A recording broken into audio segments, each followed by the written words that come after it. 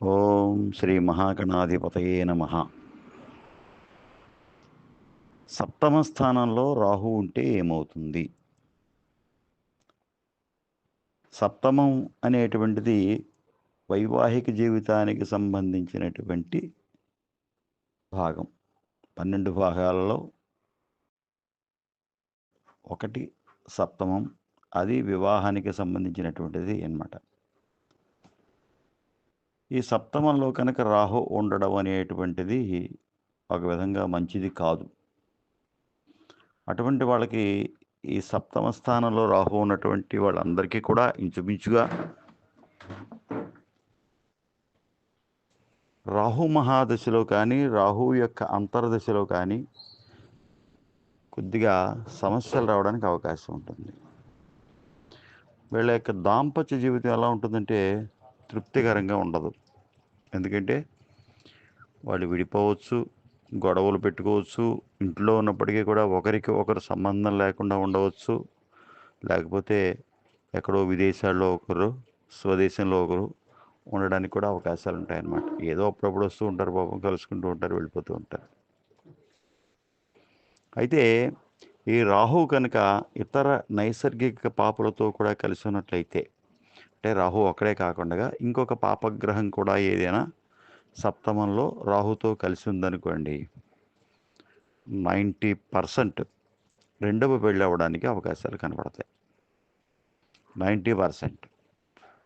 ఇక ఏదైనా ఒక శుభగ్రహం చూసినప్పటికీ కూడా ఆ శుభగ్రహ ఫలితం కూడా తగ్గుతుంది. ఈ ఒక్క రాహువే చాలు. ఒక్కొక్కసారి ఏమవుతుందంటే ఇంకొక 2 గ్రహాలు, 3 పాపగ్రహాలు కూడా కలిసి ఉండడానికి సప్తమంలో వాళ్ళకి అవకాశం ఉంటుంది. అలా కనుక ఉన్నట్లయితే వాళ్ళ యొక్క వైవాహిక జీవితానికి గురించి ప్రత్యేకంగా వాళ్ళు ఆ దశ అంతర్దశలలో పరిహారాలు చేసుకోవడం, ముఖ్యంగా పెళ్ళికి ముందు ఎవరైనా సరే ఆ దశ వచ్చినా దశ రాకపోయినా వీలైనంత వరకు ఆ దశ అంతర్దశలో చేయకపోవడం మంచిది. కానీ రాహు యొక్క దశ ఏం తక్కువ కాదు కదా. అంచేత ఆ సమయంలో పెళ్లి చేయాల్సి వస్తే కనుక దుర్గా హోమం చేయడం, మినుములు దానం చేయడం, దుర్గాదేవి గుడికి ఎక్కువగా వెళ్తూ ఉండడం, అలాగే ఎండు ఖర్జూరం దానం చేయడం, నెమలి పింఛం దానం చేయడం, దుర్గా సూక్త పారాయణ బ్రాహ్మణుల చేత చేయించడం, ఇటువంటి కార్యక్రమాలు ఉండాలి. అదేవిధంగా ఇటువంటి వాళ్ళు నెమలి పింఛాన్ని తల కింద పెట్టుకు పడుకుంటూ ఉండాలి. అదేవిధంగా వాళ్ళు ఉండేటువంటి పర్సులో కానీ ఎక్కడైనా పెట్టుకుని కూడా ఉన్నట్లయితే కూడా కొంతవరకు మంచిది. దుర్గా సూక్తం అనేటువంటిది శ్లోకమే. ఆ శ్లోకం కూడా ఎవరైనప్పటికీ కూడా పారాయణ చేయొచ్చు, మంత్రం కాదు. మంత్రమైతే ఆడవాళ్ళు చేయకూడదని, అదేవిధంగా ఎన్వి తినేటువంటి వాళ్ళకి పనికిరాదని శాస్త్రంలో ఉంది. కాకపోతే ఏంటంటే ఈ రాహుకి ఉండేటువంటిది దుర్గా సూక్తం కాబట్టి ఎవరైనప్పటికీ కూడా చక్కగా పారాయణ చేయొచ్చు. ఇది వికల ప్రయోగం ఉండడానికి అవకాశం ఉంది కాబట్టి ఇటువంటి వాళ్ళు ఆడవాళ్ళైతే కుంభ వివాహం, మగవాళ్ళైతే కదలీ వివాహం, వివాహానికి ముందు చేయించడం చాలా మంచిది, అవకాశం ఉన్నంత వరకు కూడా. మొక్కుబడిగా చేయకూడదు ఎప్పుడు కూడా. ఏ కార్యక్రమం అయినా సరే ఏదో అయిపోయింది అనిపించుకోవడం కాకుండా నమ్మితే శాస్త్ర ప్రకారం చేయండి. ఆ నమ్మకం లేదు మాకు అనుకుంటే విడిచిపెట్టేయండి. ఆ విధంగా చేయాల్సి వస్తుంది. కుటుంబ జీవితంలో మనశ్శాంతి ఉండదు ఇటువంటి వాళ్ళకి పాపం. సప్తమంలో రాహు కనుకున్నట్లయితే ఏదో ఎడబాటు. రాహు ఏం చేస్తారంటే ఈ భూమి మీద దొరికేటువంటి ప్రతి వ్యసనాన్ని కూడా తాను కావాలనుకుంటాడు. ఇది అసాంఘికము అంటే ఖచ్చితంగా అక్కడే కూర్చుంటాడు అనమాట వెళ్ళిపోయి ఈయన. ఇది అసాంఘిక కార్యక్రమం రా అంటే అక్కడ ముందు ఉంటాడు. దొంగతనము, తప్పు, నేరము. కానీ దొంగతనం చేయమని ప్రేరేపిస్తాడు. అది వేరే వేరే భావాల్లో ఉన్నప్పుడు అనుకోండి. అదేవిధంగా వైవాహిక జీవితంలో ఉన్నప్పుడు ఒక రోగగ్రస్తురాలైనటువంటి స్త్రీ, ఆమె కావాలని కోరుకుంటాడు. అది ఎంతవరకు అని చూడడు. ఆ పై అందాలే చూస్తాడు తప్ప, ఒకవేళ ఎవరైనా చెప్పినప్పటికీ కూడా ఆమె ఇబ్బందికరమైనటువంటిది, అనారోగ్యకరమైనటువంటిది అని చెప్పినప్పటికీ కూడా అక్కడికి వెళ్ళి ఏదో విధంగా ప్రేరేపించేంతటి వరకు వెళ్ళిపోతాడనమాట. కాబట్టి ఇటువంటి వాళ్ళు ఎవరైనా అలా ఉన్నప్పుడు వాళ్ళ జీవితంలో కొంచెం ఆచి తూచి అడుగులు వేయాలి. అదేవిధంగా అర్ధకాయం మహావీరం అనేటువంటి శ్లోకాన్ని ఖచ్చితంగా చదువుకున్నట్లయితే దగ్గర దాకా వెళ్ళినటువంటి కోరిక కూడా ఈ జాతకుడికి కానీ జాతకురాలికి కానీ తగ్గి వెనక్కి వచ్చేటువంటి అవకాశాలు కూడా ఉంటాయి. ఖచ్చితంగా చేయండి ఇది. లేకపోతే దుర్గా సూక్తం, అక్కడ దాకా వెళ్ళినవాడు దుర్గా సూక్తం ఎందుకు చదువుతాడు? నిజంగా ఆలోచించాలంటేను వాడికి ఆ మనసు ఎందుకు వస్తుంది? రాదు. అంచేది ఏంటంటే అక్కడికి వెళ్ళిన తర్వాత చదవడం కంటే ముందుగానే చదువుకుంటే అక్కడికి వెళ్ళడానికి అవకాశమే ఉండదు.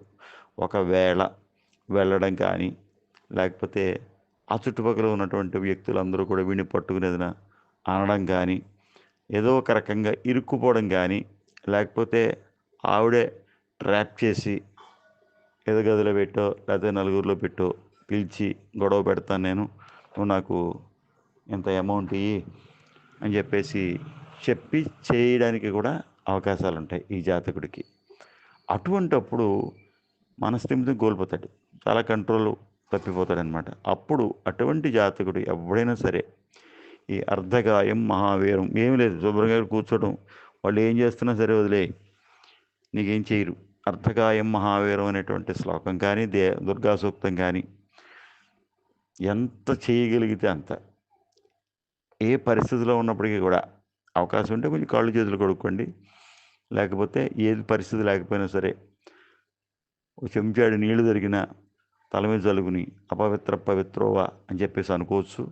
అదే కుదరకపోతే ఈ శ్లోకం గుర్తుపెట్టుకుని అర్ధకాయం మహావీరం చంద్రాదిత్య విమర్ధనం సింహికా గర్భ సంభూతం తం రాహుం ప్రణమామ్యహం.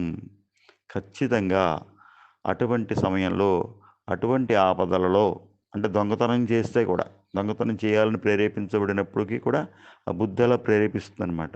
అటువంటప్పుడు నువ్వు అక్కడ దాకా వెళ్ళినటువంటి వాడు కూడా వెనక్కి వచ్చేస్తాడు. తప్పు అని తెలుసు.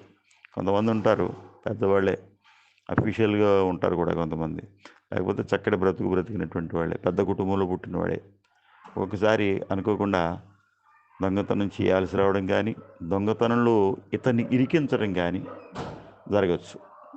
ఎవరో ఇద్దరు ముగ్గురు పెడతారు, వాడు తప్పుకుంటాడు, ఈయన ఇరికిస్తాడు. పాపం ఈయనకి ఏమీ తెలియదు నిజంగాను, కానీ వాళ్ళతో ఉండబట్టి జరిగినటువంటి దుస్సంఘటన అనమాట అది.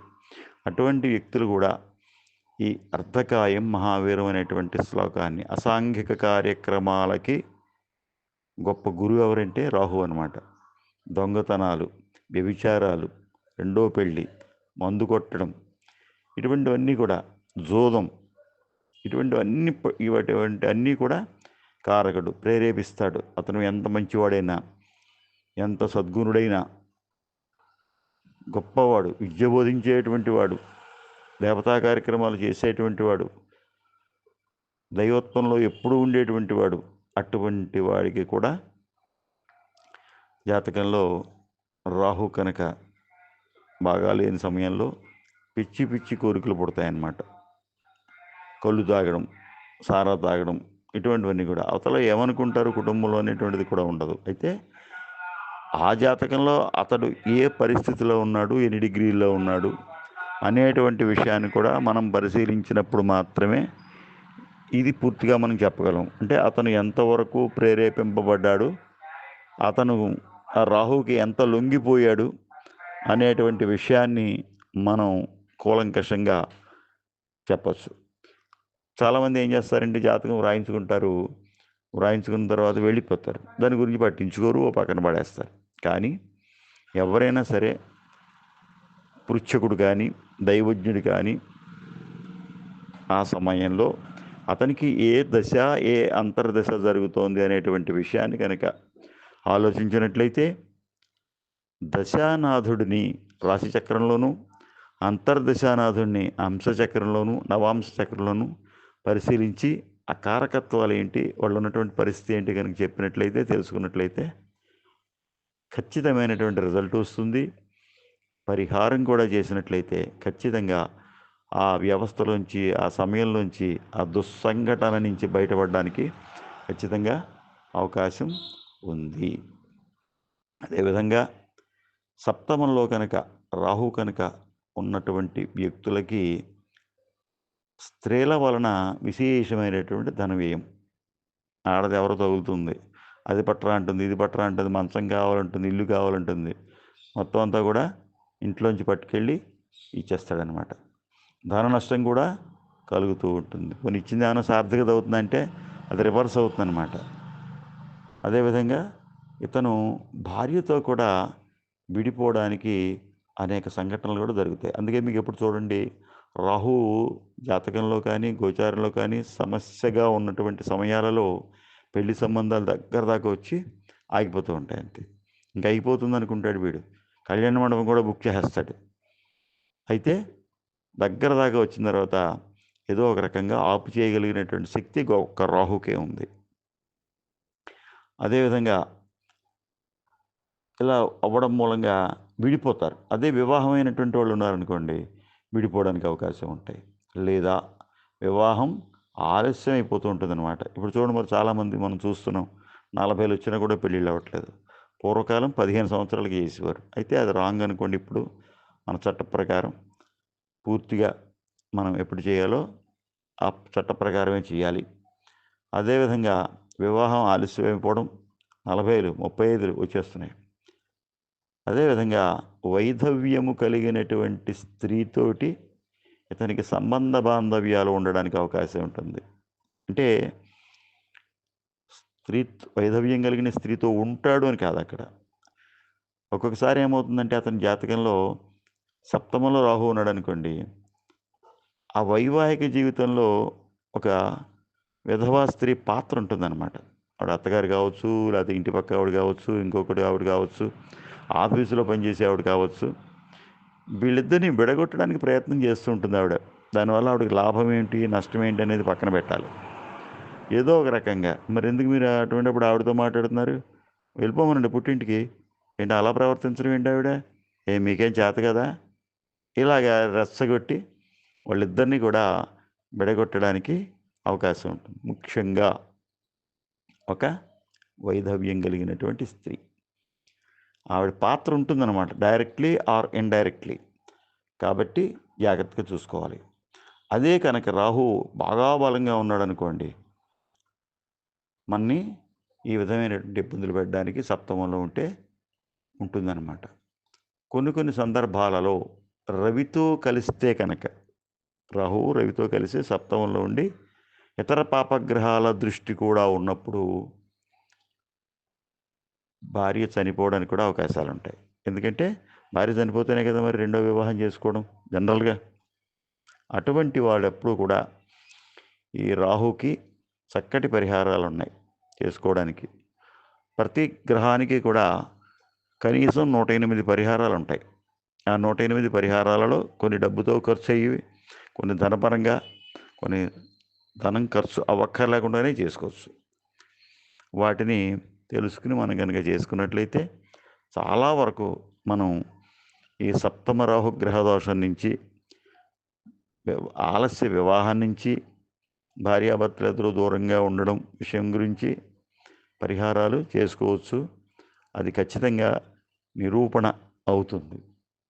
కాబట్టి ఈ దుర్గాదేవిని ఆరాధించడం, దుర్గా హోమం చేసుకోవడం, ఏకాదశి రీతి అని ఉంటుంది దుర్గా హోమానికి కూడా. ఆయన ఏదో చెప్పారండి, చేసామండి, ఏం అవ్వలేదండి అనడం కాదు. అసలు వాడు ఏం చెప్పాడు, వీడేం చేశాడు, అది ముందు తెలుసుకోవాలి.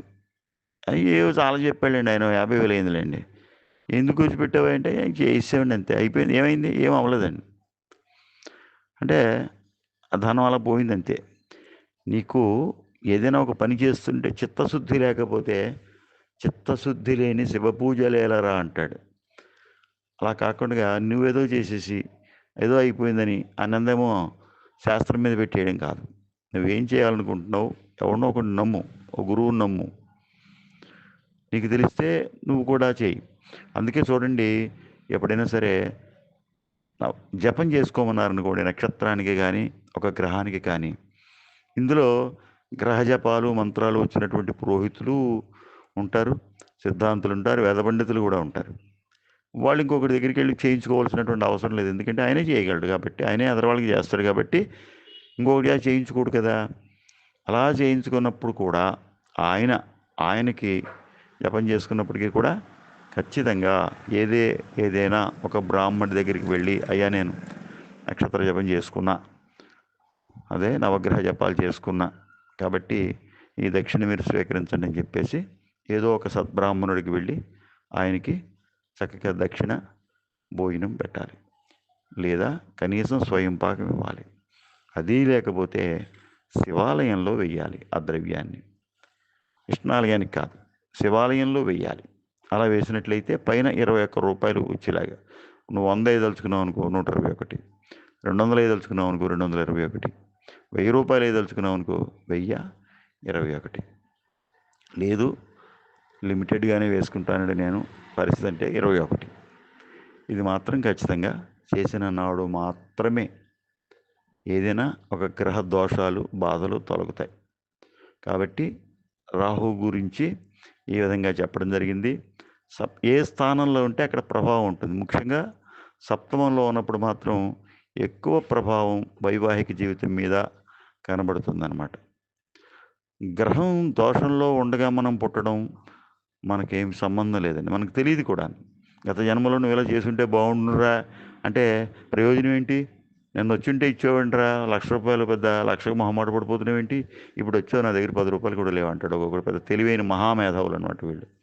నిన్న వచ్చుంటే నేను 1,00,000 ఇచ్చి ఉండేవాడిని, కానీ ఇప్పుడు వచ్చావు, మరి ఏం చేయను, కట్టేసాను బ్యాంకులో, ఇప్పుడు కుదరదు అంటాడు. అవన్నీ ఉత్త కబుర్లు, పనికిమాలిన కబుర్లు, అక్కలేని కబుర్లు అనమాట. వాడు ఎప్పుడు ఇవ్వడు, నిన్న వెళ్ళా ఇచ్చి ఉండేవాడు కాదు, మొన్న అంటాడు. అంచేత ఇవన్నీ కూడా అక్కర్లేని విషయాలు. కాబట్టి మన జాతకంలో ఎప్పుడు ఏది దోషంలో ఉన్నా దానికి తగిన పరిహారాలు మీరు చేయించుకోండి. నేను అనేక రకాలుగా దీని నిదర్శనం చూశాను. ఇవన్నీ కూడా ఫలితం ఖచ్చితంగా కనబడుతుంది. ఏదైనా గ్రహ జపం చేసినా చూడండి, ముహూర్తం పెట్టుకెళ్ళారనుకోండి, నేను చాలా చోట్ల గమనించాను, కరెక్ట్గా మీరు ముహూర్తం పెట్టుకెడితే చెడైతే జరగదండి, అంతవరకు గ్యారంటీ ఇస్తాను నేను. మంచి మాత్రం జరగకపోవచ్చు, అది వీడు వెళ్ళినటువంటి శకున ఫలితము, లేకపోతే ముహూర్తం ఆడే చూసేసుకు వెళ్ళిపోవడము, ఇటువంటివి కూడా జరుగుతుంటాయి. ఒకసారి బ్రాహ్మణమే కోపం వచ్చినప్పుడు కొంతమంది ముహూర్తాలు పెట్టుకెళ్ళిపోతుంటారు. అవి వెళ్ళిపోతూ ఉంటే వాళ్ళకి అలాగే ఉంటాయి. ఒకసారి ఒక ఆయన అలాగే ముహూర్తం పెట్టమని అడిగాడు, ఏదో బండి కొనుక్కున్నాడు ఆయన. బండి కొన్నట్టు నాకు తెలియదు, ముహూర్తం పెట్టమని అన్నాడు. ముహూర్తం కోసం అడిగాడు. నేనేదో కార్యక్రమం చేస్తున్నాను, ఎక్కడో గణపతి హోమం చేయించుకుంటున్నాను. బాగా 4 సార్లు ఏమో ఫోన్ కొట్టాడని మనం పలకలేదని ఆయనే లెక్కెట్టేసుకున్నాడు. అది నాకు తెలియదు ఏంటి, 6, 3, 9, 2, 11 అని చెప్పి కొట్టేసి బండి ఎక్కాడు. ఆశ్చర్యం అండి, నిజంగా చెప్తున్నాను. మర్డర్ చేసేయండి, ఎవరి మీద ఎక్కించేసాడు, చచ్చిపోయాడు పాపం అవతల వ్యక్తి. అంత దారుణంగా అనమాట. అంటే తెలిసుండొచ్చు, కానీ కోపానికి కూడా కంట్రోల్ ఉండాలి. బ్రాహ్మడి మీద, దేవుడి మీద, తల్లి మీద, తండ్రి మీద ఈ కోపాలు ఎప్పుడు కూడా అనర్థానికి దారితీస్తాయి. వద్దు, అన్నద్వేషం బ్రహ్మద్వేషం పుట్టకూడదు ఏ వ్యక్తికి కూడా. అలా పుడితే ఏమవుతుందంటే అది పతనానికి నాంది అవుతుంది. కాబట్టి అటువంటి విషయంలో సంయమనం పాటించి మంచిగా వెళ్ళడానికి అవకాశం కొంచెం కంట్రోల్ చేసుకోవడం. కోపం వచ్చిందనుకోండి, కూర్చొని ఒక 100 అంకెలు లెక్కెట్టండి, ఆ కోపం తగ్గిపోతుంది. లేకపోతే ఒక్క 108 సార్లు ఓం నమః శివాయ అని జపించండి, ప్రశాంతత ఏర్పడుతుంది. దానివల్ల సర్వం శుభం కలుగుతుంది. ఈ విషయంలో ఇంకా ఏమైనా అనుమానాలు ఉంటే మీకు నన్ను కాంటాక్ట్ చేయొచ్చు. BLN Murthy 9440989496. శుభం.